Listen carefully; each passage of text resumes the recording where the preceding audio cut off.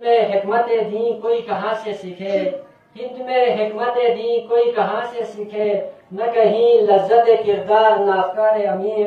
حلقہ شوق میں وہ جرأت اندیشہ کہاں، حلقہ شوق میں وہ جرأت اندیشہ کہاں،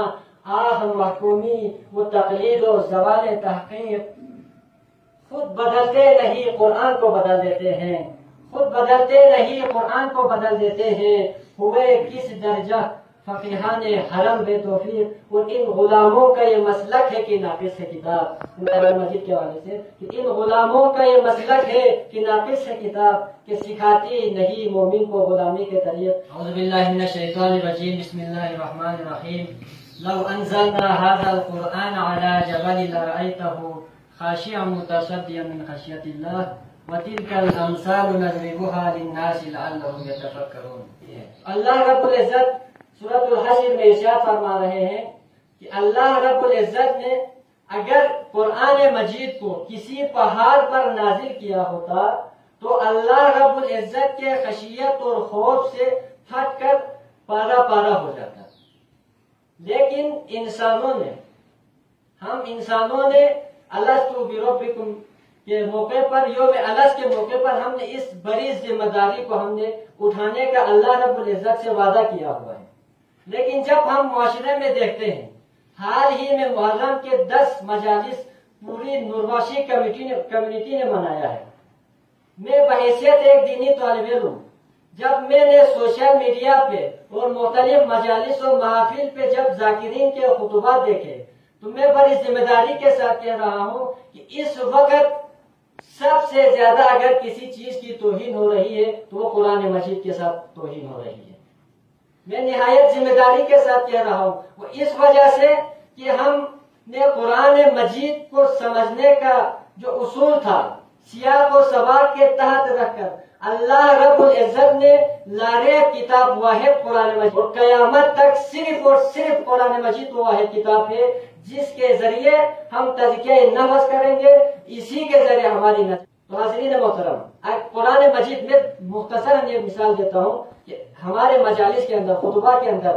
کالجز اور یونیورسٹیز میں پڑھنے والے اسٹوڈنٹ سے میں بارہا ان سے تاکید کرتا ہوں، اللہ رب العزت نے خود قرآن مجید کے اندر جگہ جگہ، خود قرآن کے اندر بھی اللہ رب العزت ارشاد فرماتے ہیں کہ میرے جو عباد الرحمن بندے ہیں وہ قرآن مجید کے اوپر بھی اندھے بہرے ہو کر گر نہیں پڑتے، بلکہ غور و فکر کرتے ہیں، تدبر کرتے ہیں، تفکر کرتے ہیں، تعقل کرتے ہیں۔ لیکن جب میں اپنے معاشرے کے نوجوانوں کی طرف نظر دوڑاتا ہوں تو وہ اندھی تقلید میں اندھے ہو چکے ہیں، وہ سیاست پرستی کے بہاؤ میں بہے چلے جا رہے ہیں، ہوا کی دوڑ پہ سب بہے چلے جا رہے ہیں۔ اگر آج کے اس دور میں بھی ہم نے یعنی قرآن مجید کو سمجھنے کا، پڑھنے کا، اس کے اندر تذکر و تفکر کرنے کا ہمارے پاس جدید سے جدید چیزیں ہمارے پاس موجود ہیں،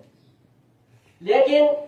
میں دسیوں مجالس میں نے اس محرم کے اندر سنا،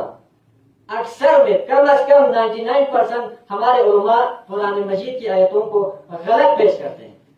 قرآن مجید کی آیتوں سے ہم نے جو ایک خود ساختہ ہمارے عقائد بنائے ہوئے ہیں ان سب کو ثابت کرنے کا ایک قرآن مجید کو ہم نے تختہ مشق بنائے رکھا ہے۔ ہونا تو یہ چاہیے تھا کہ ہم سب نے جو اپنے خود ساختہ بدعات و خرابات بنائے ہوئے ہیں ان سب کو قرآن مجید کو فرقان اور میزان سمجھ کر، حق و باطل میں فیصلہ کرنے والی کتاب سمجھ کر، ہمارے نظریات کو، ہمارے عقائد کو قرآن کے اندر رکھ کر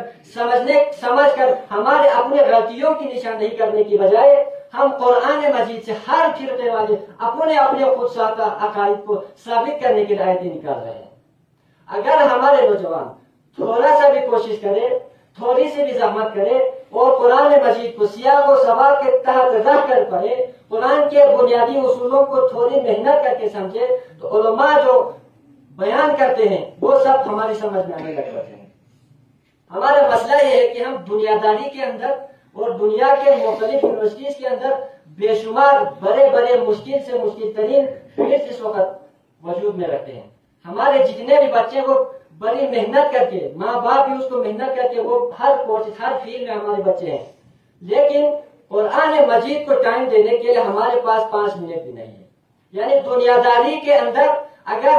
معمولی سا بھی زمین جائیداد کا مسئلہ ہو، मामूली सा भी कोई हेराफेरी करे हमारे साथ, हमारी हक़-तलफ़ी करे, हम अदालत तक जाते हैं, हम गाँव के सरकर्दगान को पकड़ते हैं। लेकिन हमारे जब ईमान का मसला आता है, हमारी आखिरत का मसला आता है, उस वक्त हमने अपने ईमान को, हमने अपने आखिरत के मामले को चंद उलमा के हाथों में सौंपा हुआ है। हाज़रीन मोहतरम, अब हमें कुरान मजीद की तरफ, आज हम अगर अपने माशरे में देखें कि ये तफर्रुक़बाज़ी, ये कस्म के फितने अगर हमें नजर आ रहे हैं और मुख्तलिफ कस्म के फिरके हमें नजर आ रहे हैं, इसका वाहिद सोल्यूशन, सिर्फ एक ही सोल्यूशन है और वो रुजू इला कुरान है। जब तक हम कुरान मजीद की तरफ रुजू नहीं करेंगे, उस वक्त हमारी नजात मुमकिन ही नहीं है।